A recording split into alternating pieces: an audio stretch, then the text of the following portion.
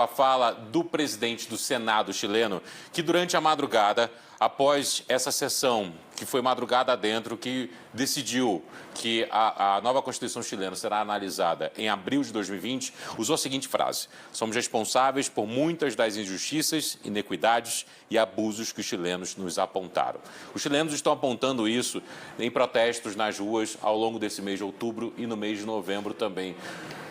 Como isso chegou ao Congresso chileno? Como esse recado chegou ao Congresso chileno a ponto de agora eles abrirem para uma nova Constituição? Bom, boa noite, Pablo. Obrigada pelo convite, pela oportunidade de conversar com vocês. A situação chilena chegou num ponto crítico e o governo, na realidade, estava acuado perante a maior manifestação, maior insurreição popular da história do Chile. No dia 25 de outubro, oficialmente foram 1.200.000 pessoas nas ruas de Santiago. E, além disso, as manifestações mostraram que tinham muito fôlego. Então, o Congresso se viu obrigado a tomar uma atitude e dar alguma resposta, né? Qual que é o problema da Constituição atual do Chile? É uma Constituição feita durante a ditadura, que foi imposta em 1980. Obviamente, não houve um debate democrático.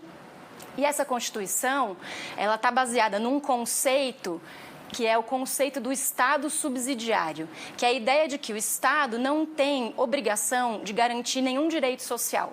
Ele vai complementar o mercado conforme o mercado não der conta de realizar condições mínimas de bem-estar. E o mercado não dá conta, né, de realizar as condições de bem-estar. Então, o que acontece no processo de transição da ditadura para a democracia no Chile? Por que o Chile não fez uma nova Constituição?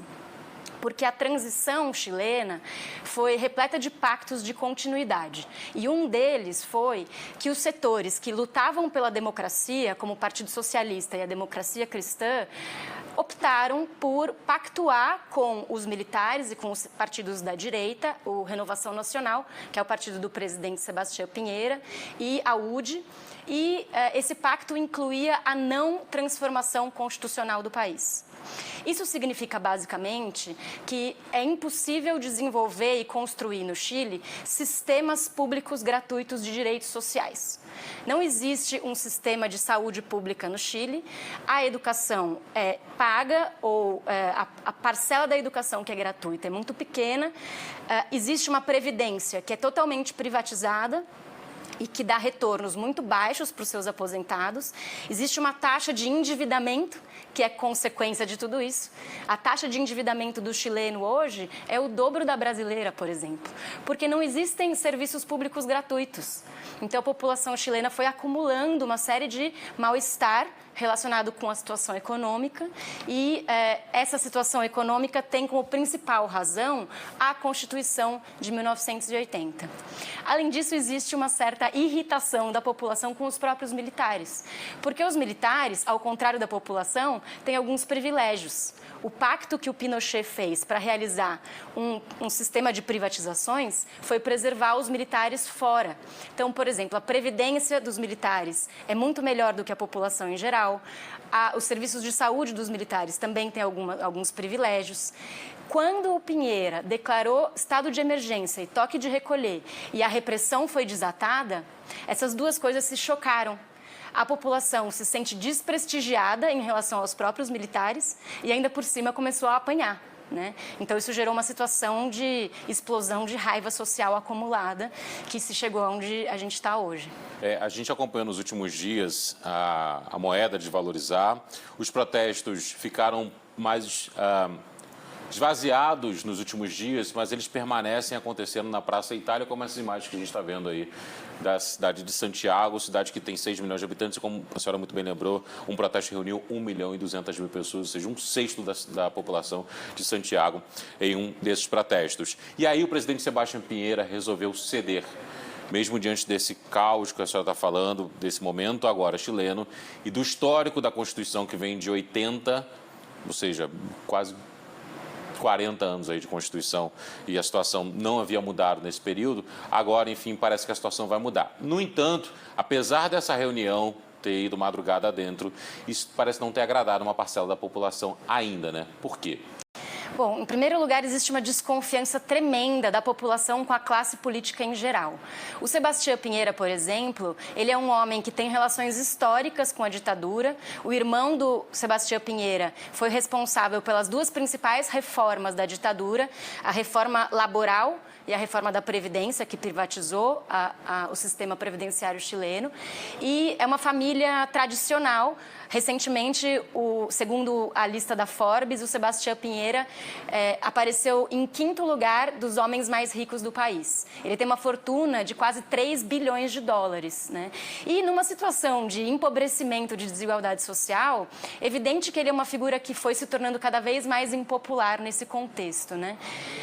O problema atual desse acordo que foi assinado ontem é que, embora tenha sido aberto um caminho que tem várias etapas até se chegar numa nova Constituição, ela ainda não existe, essas várias etapas passam por uma certa confiança da população nas instituições. Existe um déficit de confiança. Por exemplo, em abril vai acontecer um plebiscito que vai determinar qual é o formato da Assembleia Constituinte. Esse formato já está garantido, segundo o acordo de ontem, que 2/3 da Assembleia Constituinte vai ser necessário como quórum. Isso significa que, na Assembleia Constituinte, 1/3 dos delegados tem poder de veto. A população está se mostrando insatisfeita com isso, porque isso pode significar a blindagem das demandas das maiorias, né? Historicamente, no Chile, existe a direita chilena e o centro acabam ocupando 1/3 ou 2/3 juntas, né? Então, ainda existe uma série de limitações. Outra questão é que não está previsto ainda, por exemplo, a participação especial com cotas para mulheres e para indígenas, que é uma outra demanda bem importante dos movimentos populares. Por fim, existe uma demanda maior de todas, que é de que a Assembleia Constituinte seja soberana e que ela redate uma nova Constituição a partir de uma folha em branco. Eles estão falando da hoja em blanco. E eles não querem que nos buracos da nova Constituição se penetre a antiga Constituição. Então, ainda existe uma série de nuances desse debate. O movimento popular quer jogar no lixo a Constituição do Pinochet e redatar uma nova que garanta sistemas de direitos sociais públicos e gratuitos. E as classes políticas e econômicas privilegiadas do Chile ainda estão criando maneiras, estratégias para segurar ao máximo esse sistema que lhes oferece esses privilégios. Hoje, a popularidade de Sebastião Pinheira gira em torno dos 15%. E 80% da população chilena quer uma nova Constituição. Com essa decisão de abril de 2020, você acredita que Sebastião Pinheira deve permanecer no cargo, ou o histórico chileno mostra que há uma mudança muito grande que pode pintar por aí, que pode vir?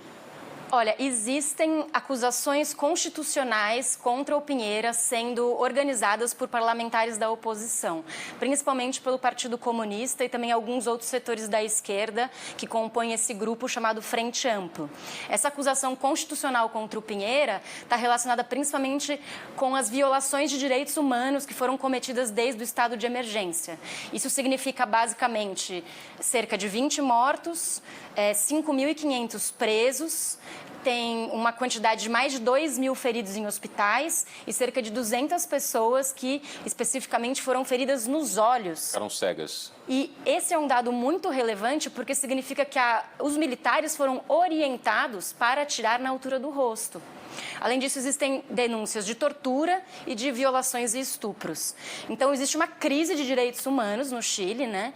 E a acusação constitucional contra o Pinheira está relacionada com isso, né? É muito importante também perceber que a comunidade internacional pode dar algum tipo de apoio, né? No sentido da defesa dos direitos humanos. Houve um protesto até no Grêmio Latino da cantora Mon Laferte essa semana, protestando inclusive sobre isso. Queria aproveitar essa imagem aqui que a gente está vendo, porque é uma bandeira que chama a atenção, que ela está presente em boa parte dessa imagem aqui, que é a bandeira Mapuche, tanto no centro quanto ali no canto, na parte de cima também. O que ela representa? O que é essa bandeira Mapuche? Pois é, ela ficou muito famosa mundialmente, né? É interessante porque tem setores importantes da população que estão reivindicando uma Assembleia Constituinte e uma nova Constituição plurinacional. Como na Bolívia, por exemplo. Como na Bolívia. E como no Equador também. O que significa isso? Significa reconhecer que o Chile é uma nação e os povos Mapuche compõem outra nação, que tem inclusive outra bandeira, outra forma de organização jurídico-institucional, outra forma de compreensão do mundo, né? E essa reivindicação da plurinacionalidade mostra que um setor importante da população chilena reconhece que o Estado chileno realiza abusos contra a população Mapuche, especificamente desde a ditadura para cá. Claro que os abusos são históricos, lá desde 1500, mas especificamente da ditadura para cá, esses abusos ganharam uma conotação particular, porque foi quando se desenvolveu a indústria da madeira, que é uma das maiores exportações do Chile junto com o cobre. E a indústria da madeira e a plantação de eucaliptos e de pinos acontece justamente nos territórios Mapuche. Então, Sul, né? Dos últimos 30, 40 anos, acontece uma perda de territórios Mapuche completamente ilegal, que eles chamam de terras usurpadas. Portanto, a população Mapuche, de certa maneira, nunca confiou no Estado chileno nas últimas décadas.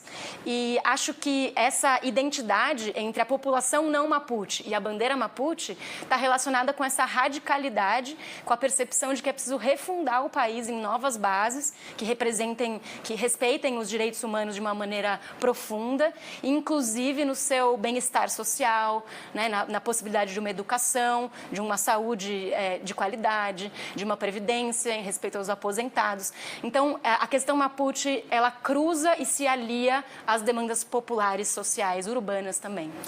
A gente aqui no Brasil, ou muitos de nós, sempre enxergou o Chile como um exemplo de crescimento dentro da América do Sul, especialmente, de maneira de governabilidade, de troca de comando sem nenhuma crise entre, por exemplo, Michelle Bachelet, de centro-esquerda, Sebastião Pinheira, de centro-direita. Mas, de um tempo para cá, a situação começou a ficar assim, como nós estamos assistindo. Que Chile foi esse que implodiu de um tempo para cá, que era o exemplo para a América do Sul e, de uma maneira para outra, passou a ficar assim, tomado? Pois é. Existe um mito a respeito do modelo chileno. Inclusive, um sociólogo chileno escreveu um livro muito famoso sobre isso, em 1997, chamado Chile Atual, Anatomia de um Mito, em que ele critica a ideia de que o Chile é um modelo de capitalismo bem-sucedido.